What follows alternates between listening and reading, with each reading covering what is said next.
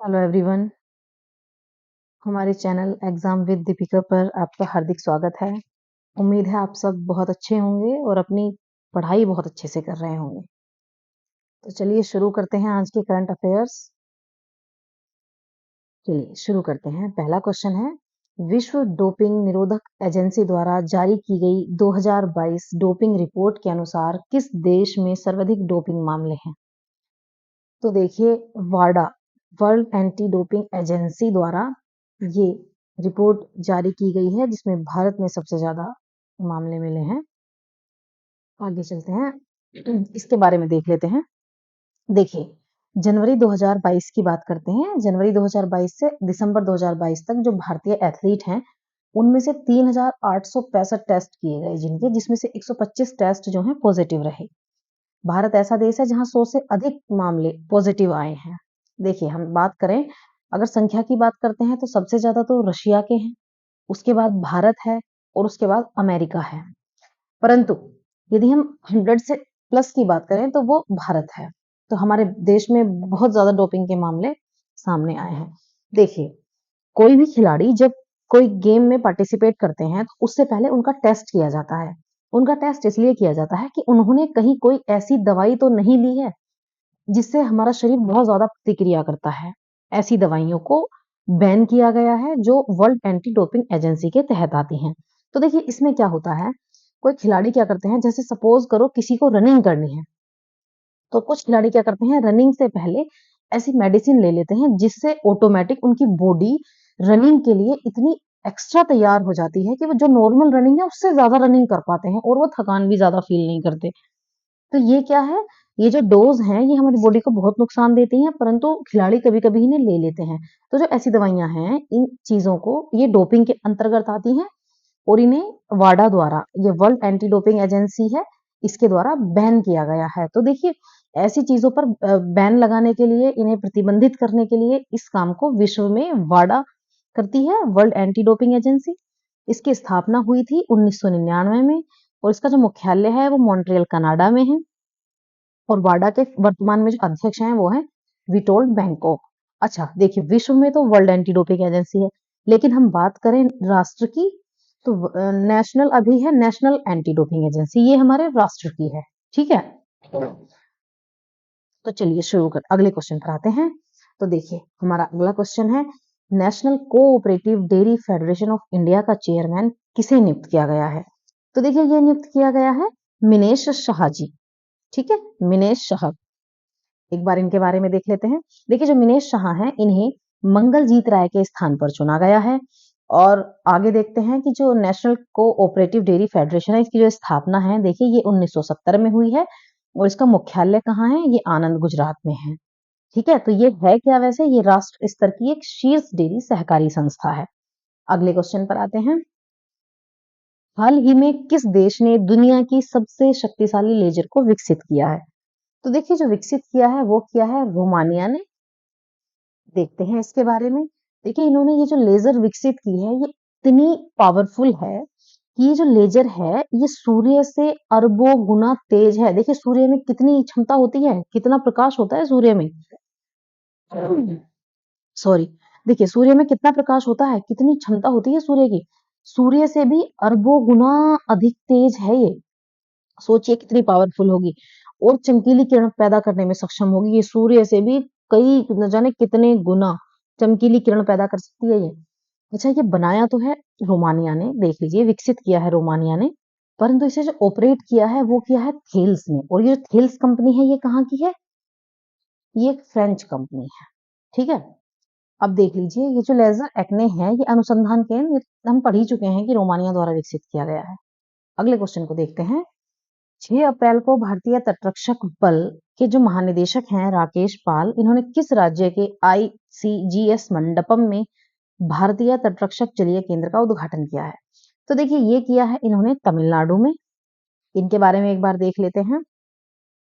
देखिए, ये क्यों कहाँ किया गया है, ये तमिलनाडु में रामेश्वरम के निकट किया गया है इसका उद्घाटन, इस मंडपम का। और ये क्यों किया गया है, तो यहाँ क्या होगा, इसमें तटरक्षक बल की जो समुद्री सुरक्षा से संबंधित है उनकी ट्रेनिंग दी जाएगी। ठीक है, चलिए अगले क्वेश्चन पर आते हैं। पेरिस ओलंपिक की ज्यूरी में शामिल होने वाली पहली भारतीय महिला कौन है? तो देखिए वह हैं बिल्किस मीर। देख लेते हैं एक बार इनके बारे में। ये क्या है? पूर्व कैनोइंग खिलाड़ी हैं जो बिल्किस मीर हैं, और इन्हें पहली बार ऐसा हो रहा है कि पेरिस ओलंपिक या किसी ओलंपिक में किसी भारतीय महिला को जूरी सदस्य के रूप में नियुक्त किया गया है। ठीक है, तो ये पेरिस ओलंपिक जो 2024 में होंगे, इनमें इन्हें जूरी सदस्य के रूप में नियुक्त किया गया है। वैसे ये कहाँ से बिलोंग करती हैं? ये जम्मू एंड कश्मीर से हैं। चलिए हम अगले क्वेश्चन पर आते हैं। क्वेश्चन है, चर्चा में बोकारो स्टील प्लांट किस देश के सहयोग से स्थापित किया गया था? तो देखिए ये स्थापित किया गया था सोवियत यूनियन के सहयोग से। देख लेते हैं एक बार। ये जो बोकारो प्लांट है ये कहाँ स्थित है? ये झारखंड में स्थित है। ये एक स्टील प्लांट है, और इसमें अभी फिलहाल ये क्यों चर्चा में आया? दरअसल इसमें गैस पाइप फट जाने के कारण जो कार्बन मोनोऑक्साइड है वो गैस लीक हो गई थी, जिसलिए ये फिलहाल चर्चा में है। तो ये क्या है? ये सार्वजनिक क्षेत्र में चौथा इस्पात कारखाना है, और जो इसकी स्थापना है वो 1964 में हुई थी, और सोवियत संघ के सहयोग से ये स्थापित किया गया था। अच्छा, अब देख लेते हैं हमारे बाकी जो इस्पात संयंत्र हैं। देखिए राउरकेला स्टील प्लांट जो है वह कहाँ स्थित है? देखिए ये उड़ीसा में स्थित है, और ये जर्मनी के सहयोग से बनाया गया था। अब बात करते हैं भिलाई इस्पात संयंत्र की। देखिए यह छत्तीसगढ़ में स्थित है, और रूस के सहयोग से बनाया गया था ये भी। दुर्गापुर की बात कर लेते हैं, दुर्गापुर स्टील प्लांट की। देखिए यह पश्चिम बंगाल में है, और यूनाइटेड किंगडम के सहयोग से ये बनाया गया था। अब हम बात करते हैं बोकारो स्टील प्लांट की। ये झारखंड में स्थित है, और ये भी रूस के सहयोग से बनाया गया था। ठीक है, चलिए आते हैं नेक्स्ट क्वेश्चन पर। क्वेश्चन है, केरल विश्वविद्यालय के शोधकर्ताओं ने किस राज्य में 5200 साल पुरानी हड़प्पा सभ्यता की खोज की है? तो देखिए ये खोज की गई है गुजरात में। इसके बारे में एक बार देख लेते हैं। तो ये केरल विश्वविद्यालय के शोधकर्ता थे, जिन्होंने गुजरात के कच्छ जिले में, ये कच्छ जिले में मिली है, एक गांव पड़ता है खटिया। इस खटिया गांव में ये 5200 साल पुरानी हड़प्पा सभ्यता की खोज की गई है। देखिए ये खटिया गांव कहाँ है? ये कच्छ जिले में ये खटिया है, और इसी के पास में ये धोलावीरा है। एक बार देख लेते हैं हमें इस खोज में क्या क्या मिला है। देखिए यहाँ से हमें मिला है टेराकोटा मिट्टी के बर्तन, चीनी मिट्टी के बर्तन, यहाँ से कलाकृतियां मिली हैं, और कुछ जानवरों की हड्डियां मिली हैं। ठीक है, अब देखिए कुछ पहले गुजरात के ही कच्छ में ही यहाँ 500 कब्रें, यानी जो खटिया गांव है इसके बाहरी इलाके में ही इन्हें 500 कब्रों वाला एक सामूहिक जो दफन स्थल है उसकी खोज की गई है।